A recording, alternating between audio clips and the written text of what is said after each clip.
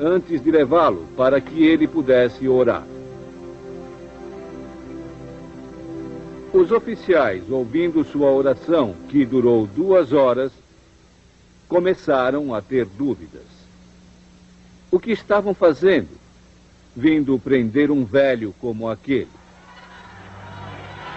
Ele foi levado ao procônsul, e aqui nós vemos novamente a tendência dos romanos a preferir que os acusados renunciassem sua fé a ter que levá-los à morte. Então, eles fizeram o possível para persuadir.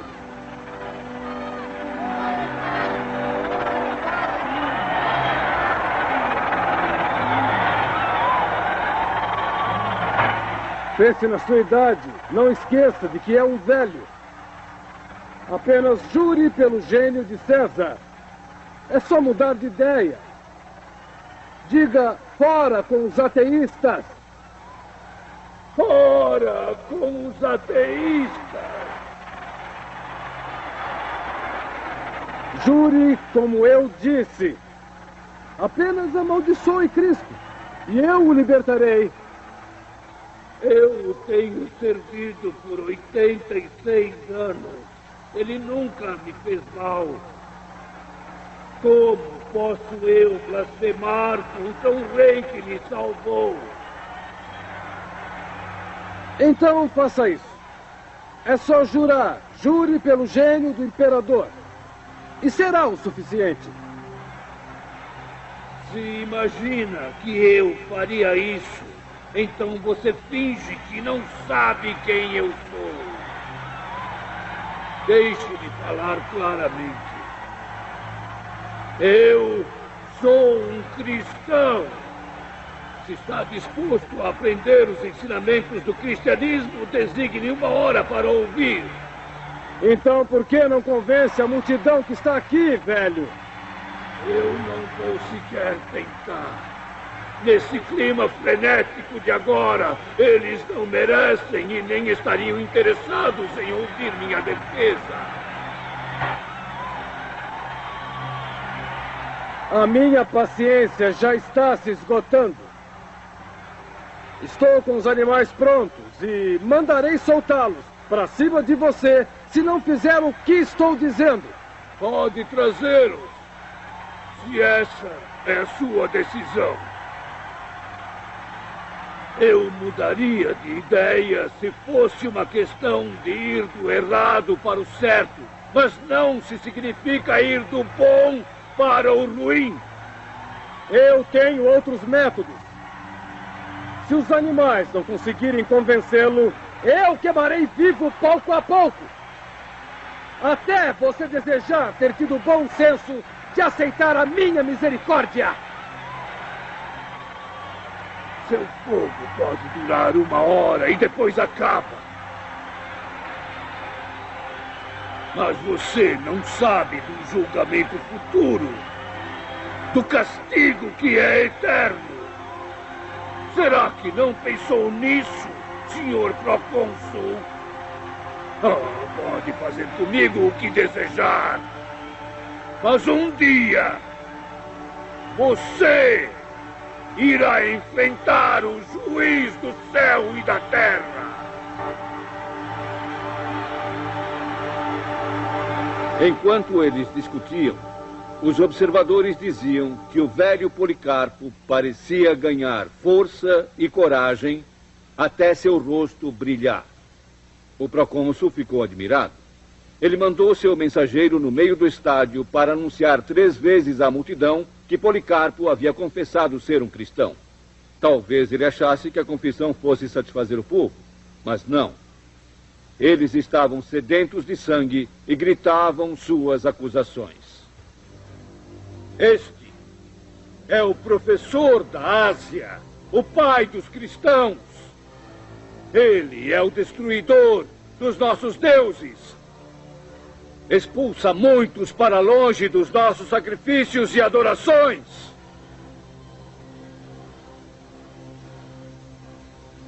Então, a uma só voz, a multidão pedia para que fosse queimado. Começaram a pregá-lo na pira funerária. Mas Policarpo disse que não. que aquele que lhe permitiria suportar as chamas daria forças para ele ficar parado sem precisar ser pregado. Ele começou a rezar em voz alta, agradecendo a Deus por sua bondade e pelo privilégio de ser incluído entre os mártires. Agradecendo a Deus por poder compartilhar do cálice de Cristo e se oferecer como um sacrifício para Deus. O fogo foi aceso e os crentes que estavam ali relataram que podiam sentir um leve aroma. Diziam que era como um pão sendo assado. O fogo não o atingiu. O carrasco teve que esfaqueá-lo para tirar-lhe a vida. E quando ele foi esfaqueado, o sangue que jorrava apagou o fogo. Aí ele morreu. Houve resistência a deixar os cristãos juntar os restos de Policarpo, mas por fim eles receberam permissão e os juntaram como joias preciosas. Eles o enterraram no dia 22 de fevereiro, provavelmente no ano 155. Embora a data exata seja controversa. Policarpo foi o 12º a ser martirizado em Esmirna, eles relataram.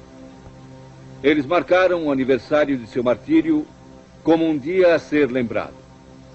E foi celebrado como um aniversário, em memória àqueles que morreram por sua fé e para o fortalecimento e preparação daqueles que um dia teriam que fazer o mesmo. Era muito importante para seus seguidores que os detalhes desse evento fossem cuidadosamente anotados. Então, um relatório foi preparado, copiado e circulado pelas igrejas, oferecendo a eles um elo importante com os apóstolos, por causa da associação de Policarpo com o apóstolo João. Nós não sabemos ao certo quantas pessoas foram martirizadas aqui no Coliseu de Roma, mas sabemos que pelo Império todo, muitos cristãos foram jogados em arenas públicas como estas, através de todo o Império Romano, para lutar por sua fé. E neste local ainda há uma cruz memorial. Uma lembrança silenciosa de como mesmo na morte, eles atingiram uma certa vitória. Na igreja antiga, as mulheres tinham um papel muito importante. Muitas delas foram consideradas mártires. As mulheres eram o centro da vida e da fé da igreja e provavelmente constituíam a maioria de seus membros. Por exemplo, depois que a cidade de Cirta, no norte da África, foi tomada no ano de 303, só foram achadas 16 túnicas masculinas, mas havia 82 túnicas femininas. As mulheres da igreja primitiva vinham de todas as classes sociais, e isso é bem demonstrado pela história de um martírio que se equipara ao de Policarpo. Quando a perseguição estourou por volta do ano 200, no reinado de Sétimo Severo, uma jovem cristã chamada Perpétua foi presa na cidade de Cartago, no norte da África. Também foram presos seus amigos Sátiro e Saturnino, sua escrava Felícitas e um segundo escravo, Revocatus. Perpétua, que era fluente em grego e latim, escreveu um diário enquanto estava na prisão até o dia de sua execução. Ele foi cuidadosamente preservado pelos seus amigos cristãos.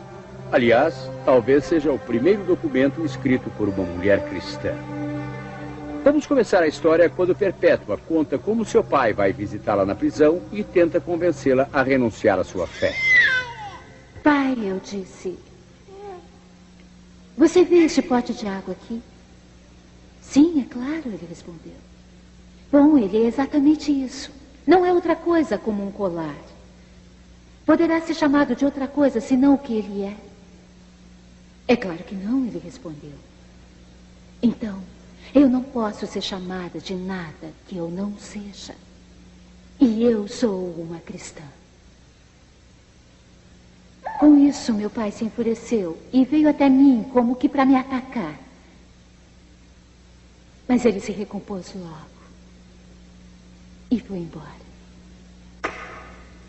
Então 2 dos diáconos de nossa igreja, Tércio e Pompônio, que estavam realmente preocupados conosco, subornaram alguns guardas e nos mudaram para uma parte mais agradável da prisão, para que nos reanimássemos. Eles me deixavam segurar e amamentar o meu bebê. O pobrezinho estava desmaiando de fome. Eu estava muito preocupada com ele. E falei com minha mãe e meu irmão sobre o meu filhinho e entreguei o bebê a eles. Como foi difícil. ver como eles sofriam com a pena que tinham de mim. Mas logo me deixaram ter o menino de novo comigo na prisão. E então, de repente, eu me senti muito melhor.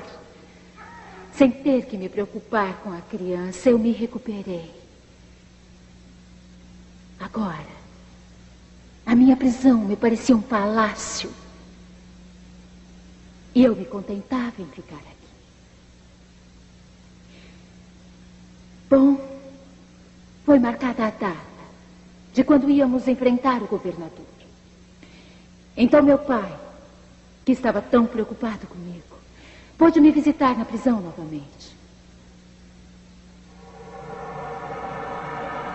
Minha filha, ele disse, pense em seu pai. Pense em mim e em meu cabelo branco.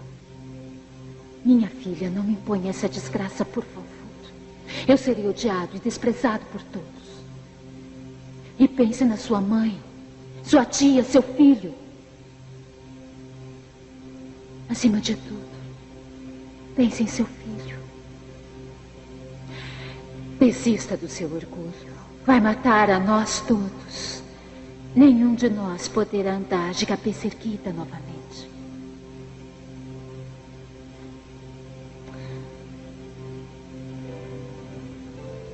Eu podia ver que meu pai me amava enquanto falava. Eu tentei consolá-lo. Lá no banco dos prisioneiros, será como Deus desejar, eu disse. Ele não vai nos abandonar. Porque todos nós estamos em seu poder.